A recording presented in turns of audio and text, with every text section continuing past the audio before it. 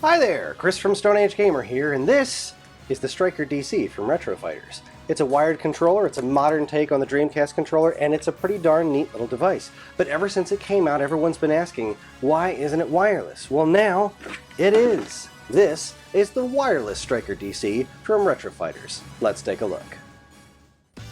Alright, here is the StrikerDC wireless gamepad from Retro Fighters. This one's been a long time coming.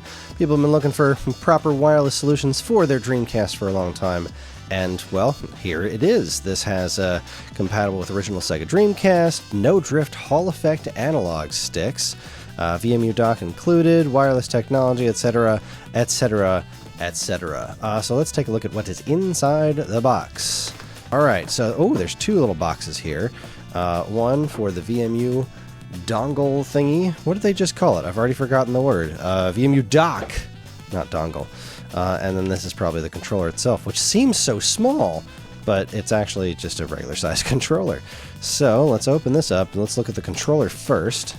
There it is. We've got your social media and customer service information right there, and there's the controller itself. Wow, this has a nice feel to it. I do wish it had a second analog stick. I know there weren't games on Dreamcast that used two analog sticks, but I feel like there were games that used the face buttons as like a second analog stick that I feel like that would have worked pretty well with, but whatever. I will say that one improvement right off the bat, or I don't know if improvement's the right word, but the previous StrikerDC from Retro Fighters, and the analog stick was very, very loose, and it was written inside of it that that was a very intentional choice, but I didn't really find it to be much of a problem, but it was something that kind of irked me. So this is a much more standard feeling analog stick, no question about it, and it's got a really good, nice rubber grip to it.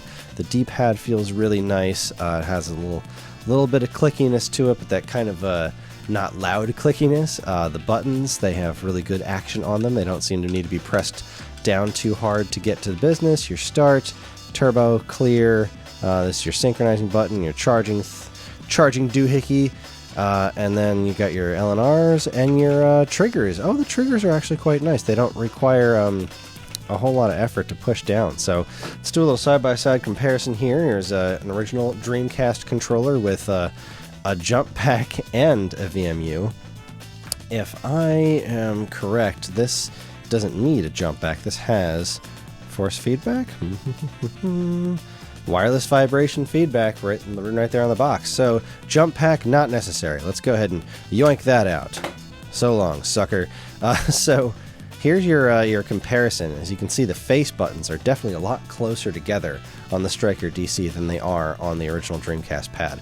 Also, the D-pad is a lot nicer to your thumbs, because if you've ever spent extended time playing the likes of, I don't know, Third Strike or Marvel vs. Capcom on this thing, this D-pad is a thumb wrecker. It's just got so many sharp edges, and doing any motions on that destroyed my thumb back in the day.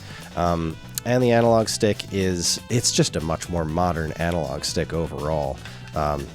This analog stick doesn't have the greatest grip in the world. This is a weird controller. I love it, but it's a weird controller. Obviously, there's no room for the VMU in here. The VMU goes in this little fella here, and then this is your VMU goes in here on the Dreamcast controller, which looks kind of like a Dreamcast. I always loved that about this. The analog triggers have much more resistance on the original version than they do this. These are incredibly easy to press. These require a decent amount of resistance. Not necessarily a good or a bad thing, but I tell you what, there's no wire coming out of the bottom of this one, unlike this weird fella right here. So let's take a look at this VMU dongle here. So the way this thing works, I believe I read online that they didn't necessarily want to use wireless communication for the VMU because too many things could go wrong with that. I believe that's your charging cable there, and then this is the VMU dongle. So this will plug in to your system, and this is also works as the wireless receiver, if I'm understanding that correctly. And what you do is you place this down somewhere nice, you grab your virtual memory unit, and you just kind of plunk it in here, and it's going to work like this is connected to this controller. So whatever you would see on the screen on the controller is here. This is an interesting solution because there are a lot of games that you kind of want access to this. You want to be able to see what's on the VMU screen. So I grabbed a couple controller extensions to use with this so that I could keep this next to me while I'm using the wireless controller, which is, it's not the most elegant solution in the world. Granted, I haven't tried it yet, but this sits on a little bit of an angle, but it doesn't even sit straight up so that you can actually see it from a distance. Not that, I don't know, the screen's so small and it's not backlit, so even looking at it from a distance might not be a great solution anyways. But I think the controller extension solution is going to be perfectly fine.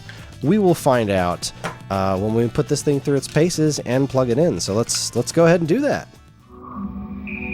Alright, so here we are. We're going to put this in action. Here is the Retro Fighters StrikerDC wireless. And then here is the connector right down here. You see it's flashing red because I just turned my system on. All we're going to do is I'm going to press this button up top here. And let's see if it connects. I did just have this connected a minute ago, so I do know it works. Oh, I just had to press start. There we go. And there it is. And you can see the VMU is doing what it's supposed to do. My table's not quite tall enough to get the screen and the controller in the shot, so I'll just show it to you as I go here. Obviously, I don't have very much of a save file cooking in my copy of Soul Calibur here, so I'm going to go ahead and pick Keyleak real quick, and we're going to go against Astaroth and show you that there really isn't anything. I have not noticed any input lag on this thing. It actually seems to work pretty darn well. So, see, I'm just pressing this, and it is just absolutely just doing it straight away. Hey, you! Stop that! Bad Astaroth. Go away there.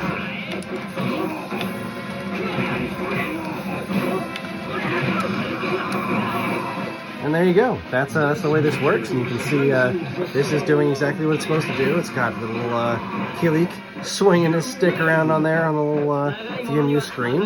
And, you know, if you don't really need to see all the VMU stuff, I know something like Resident Evil, for example, you'd probably want to have this near you so you can see the health going on the screen. But for most games, it's more of a novelty seeing what's on the screen, so you can just put this right next to your system.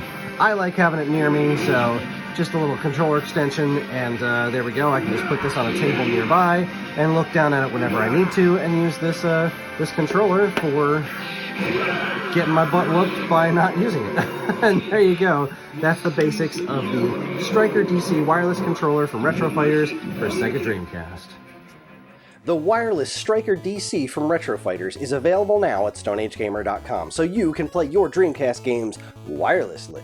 Thanks for watching, everybody. If you liked what you saw here today, please follow, comment, like, subscribe, share, and let us know down in the comments which games are you going to play first with your wireless StrikerDC controller. I am probably going to wind up playing Miss Pac-Man Maze Madness, because that game is way cooler than most people give it credit for. Either that or Street Fighter, because Street Fighter is great. Thanks again, everybody. On behalf of all of us here at Stone Age Gamer, keep playing games.